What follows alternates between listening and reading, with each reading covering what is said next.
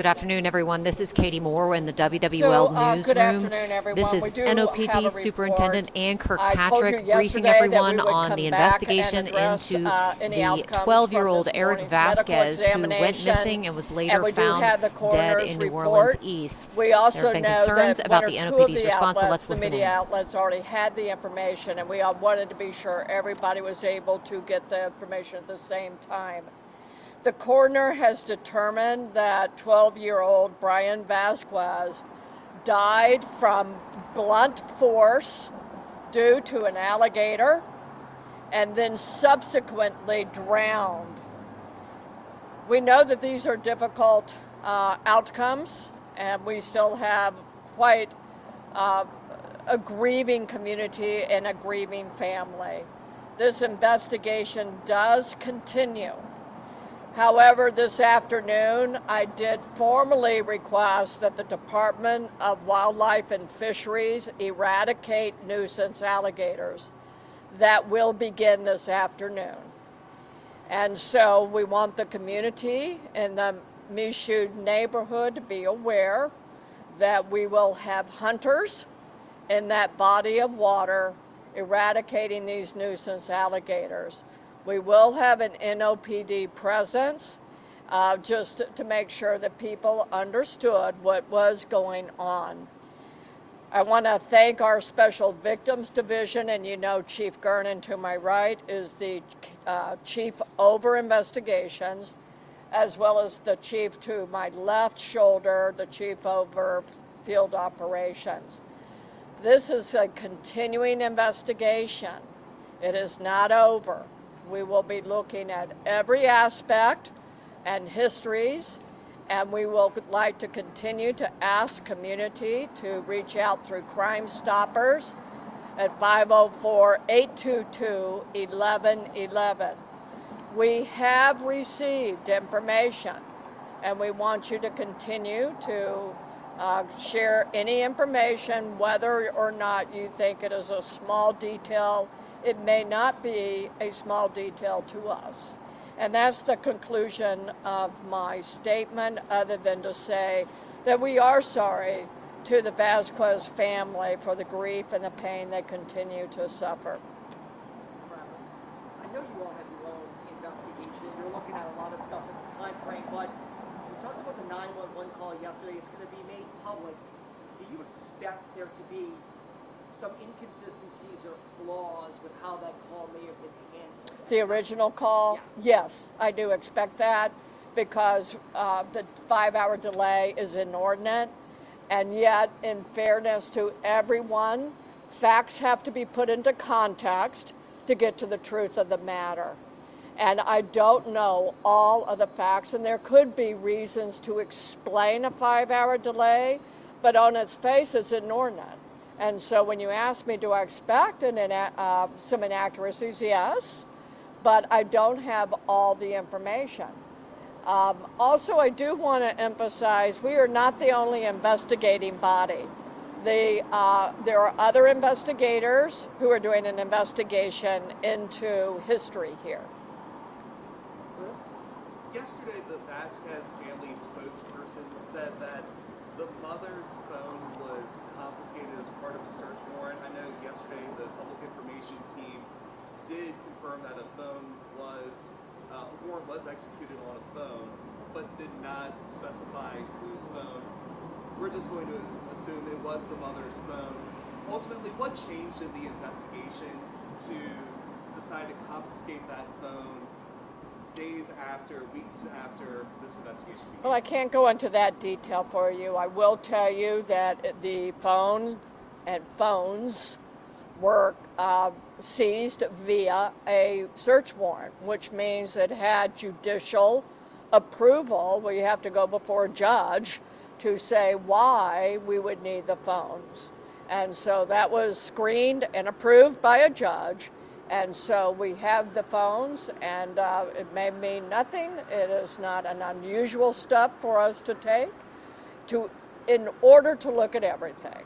So that's what I can tell you at this stage. I don't know, Chief. Ongoing investigation.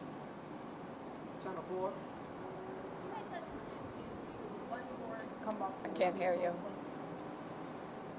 Blunt force an alligator, because you're also saying it's under investigation, you're looking for crime stoppers to lay something that could be involved here. Kind of what is that ongoing investigation look like? Because it is an investigation that's open, I cannot go into much detail, but we have to look at everything that we have some information on to see if there's any validity to it. And so we are going to continue to follow every issue, every lead that comes to us, because we have to seek out the truth of the matter. And it may be nothing more than what we have right now, but we do have information we need to look into. Alyssa? Kirkpatrick, yesterday you mentioned there were allegations in the past at some point against your mother. Can you confirm whether or not it had to do in regards specifically to Bryan? I know she has a few other kids as well. Is that something you can answer at this point? I confirm for you that there is history. And so I won't go beyond that, but it is history. And there have been former allegations, and it's, not ready to speak to that myself, but it is, I don't know if you want to. Yeah. It's a matter of court record. So I think that's a fair thing to say. It is a matter of court record, which makes it a matter of public disclosure. And so you can find history if you wanted to. Can I ask about the timeline of that? Obviously now we know how he died. Do we know whether he died that first day that he went missing, or if there was kind of a lapse? We did ask that question, and the coroner couldn't confirm that. So we don't know the time, but we did ask that question of the coroner. Hey, Jeff, you have anything? Missy? Yes. Chief, you had said that several agencies are investigating. Can you say which agencies or entities those are? Us, obviously, Department of Family and Child Services. Who else right now? Fish and Wildlife, obviously, is doing their continued investigation that would be connected to us. And that's about it that I know of right now. Chief, on the warrant, it stated that she was being charged with failure to contact the police. I have not seen the warrant itself. Do you want to speak to it, Chief? Yeah. I'm going to pick this up for you. Really, my question is, she being charged for it or investigated for that? Yeah, it's a search warrant. So there is an investigation ongoing. As far as who is being investigated, we are looking at all aspects of this incident and kind of everything that led to Bryan's death. But nobody's been charged. There's been no arrest. There's been no arrest warrants issued. This is a fact-finding mission, and the police department will go wherever the facts lead us to go. Shay? I wasn't here earlier. Could you talk a little bit about the manner in which Bryan was found? Had he been attacked by alligators? Sorry, Shane, don't hear. Yes, blunt force trauma due to alligator predation with the secondary cause of drowning is what we're looking at. I spoke with the family rep again, and she pretty much just said that she feels like this is a witch hunt, that you all are just trying to cover up the issues on your part, but that the family did absolutely nothing wrong with you. Yeah. We own the issue of the delay. We have not at all sidestepped that. We have formally owned it and acknowledged it. We are investigating it. We just shared with you that even there is history that well preceded anything associated with Bryan's death, but it could be important, and therefore we're going to go with every lead that we have been made aware of. All right, thank you all for coming Yeah. out. Thank you. Coming out.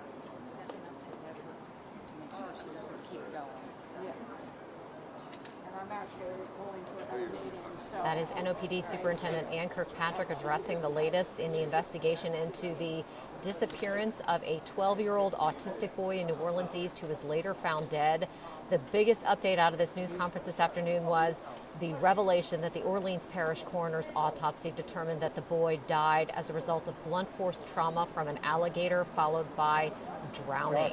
Very sad end to the boy's life. Now Fish and Wildlife have been called in to eradicate what the superintendent called nuisance alligators from that body of water to prevent any safety hazard for other children in the area.